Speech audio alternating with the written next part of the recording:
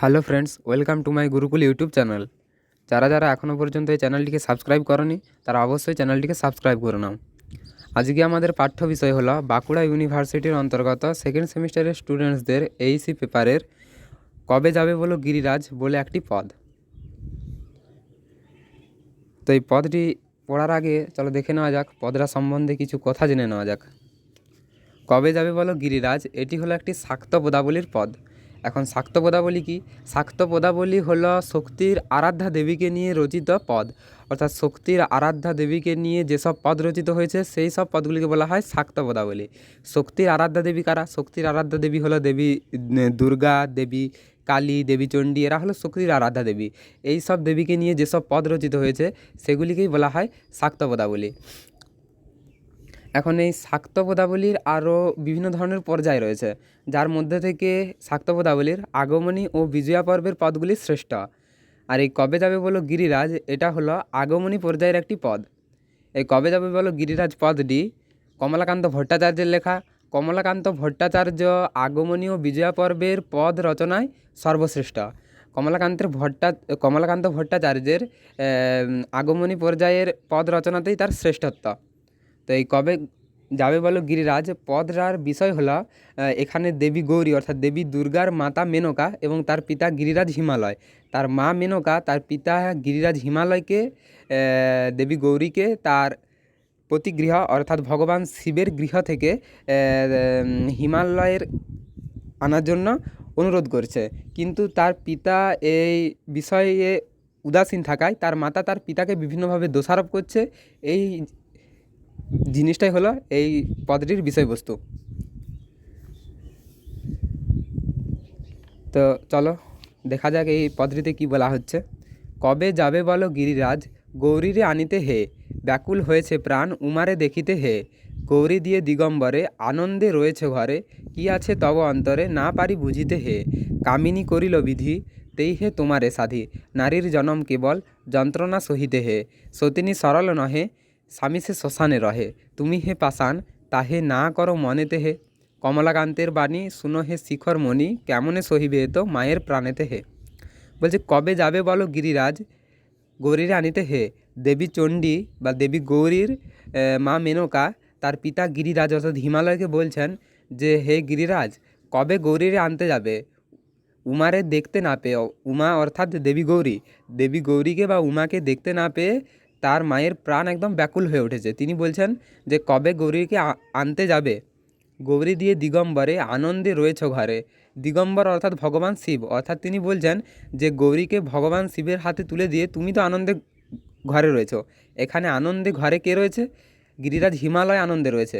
তার মা মেনকা বলছে যে তার পিতা গিরিরাজ গৌরীকে দিগম্বরের হাতে অর্থাৎ শিবের হাতে তুলে দিয়ে বেশ আনন্দেই রয়েছে ঘরে।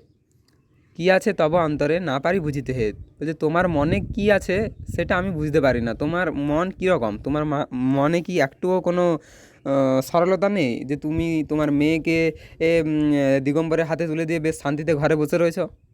কামিনী করিল বিধি তেই হে তোমারে সাধি, নারীর জনম কেবল যন্ত্রণা সহিতে হে। কামিনী করিল বিধি অর্থাৎ কামিনী অর্থাৎ নারী, অর্থাৎ বিধি মানে ঈশ্বর। ঈশ্বর বা বিধি আমাদেরকে কামিনী করেছে, নারী করেছে। তেই হে তোমার সাথে, সেই কারণেই তোমাকে এত সাধছি, তোমার এত সাধনা করেছি। নারীর জনম কেবল যন্ত্রণা সহিতে হে, বলছে নারীর জন্ম কেবল কি যন্ত্রণা সহ্য করবার জন্যই? সতিনী সরল নহে স্বামী সে শ্মশানে রহে, তুমি হে পাষাণ তাহে না করো মনেতে হে। সতিনী অর্থাৎ এখানে দেবী গৌরীর সতিনীর কথা বলা হচ্ছে। এখানে দেবী গৌরীর সতিনী হলো দেবী গঙ্গা। তো এটাই বলা হচ্ছে এখানে যে দেবী গৌরীর সতিনী গঙ্গা দেবী তিনি সরল নয়, অর্থাৎ তার মন পরিষ্কার নয়। স্বামী সে শ্মশানে রহে এবং তার স্বামী অর্থাৎ দেবী গৌরীর স্বামী ভগবান শিব তিনি ঘরে থাকেন না, তিনি শ্মশানে থাকেন। তুমি হে পাষাণ তাহে না কর মনেতে হে, আর তুমি তার পিতা হয়ে তাকে মনে করো না। কমলাকান্তের বাণী শুনো হে শিখর মণি, কেমনে সহিবে এত মায়ের প্রাণেতে হে। শিখরমণি শব্দের অর্থ হলো গিরিরাজ হিমালয়ের আরেক নাম শিখরমণি।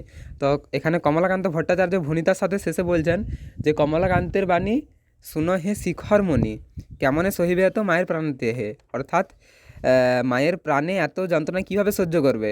অর্থাৎ তিনি বলতে যাচ্ছেন যে গৌরীকে তার মায়ের কাছে এনে দিতে। তো এই যে আগমনী এবং বিজয়া পর্বের পদগুলো, যার মধ্যে থেকে এই কবে যাবে বলো গিরিরাজ গৌরী আনতে, এই পদটি একটি আগমনী পর্যায়ের পদ। এই পদগুলো অত্যন্ত জনপ্রিয় হয়ে আছে বাঙালি সমাজে। এর কারণ এই পদগুলোর সাথে বাঙালি সমাজের ওতপ্রোত মিল রয়েছে। এই পদগুলোতে দেবী গৌরীর পিতৃগৃহ থেকে পতিগৃহে চলে যাওয়া, আবার পতিগৃহ থেকে পিতৃগৃহে আসা, সাথে বাঙালি সমাজের কন্যাদের, বাঙালি সমাজের যে মেয়েরা, তাদের পিতৃগৃহে আসা এবং পতিগৃহে যাওয়ার অত্যন্ত মিল রয়েছে, যে কারণে এই পদগুলো অত্যন্ত জনপ্রিয় হয়ে আছে বাঙালি সমাজে। যেমন দেবী দুর্গা যেমন বছরে একবার পিতৃগৃহে আসেন এবং 3 দিন থাকার পর বিজয়াতে আবার তিনি পতিগৃহে অর্থাৎ ভগবান শিবের গৃহে ফিরে যান।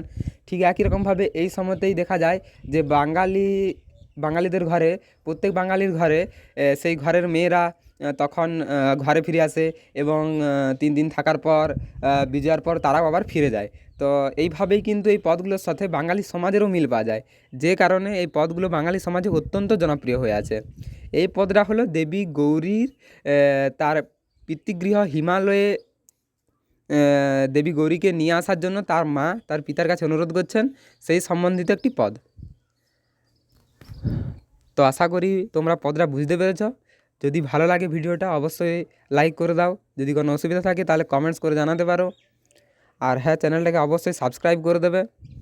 তো দেখা হচ্ছে পরের ভিডিওতে।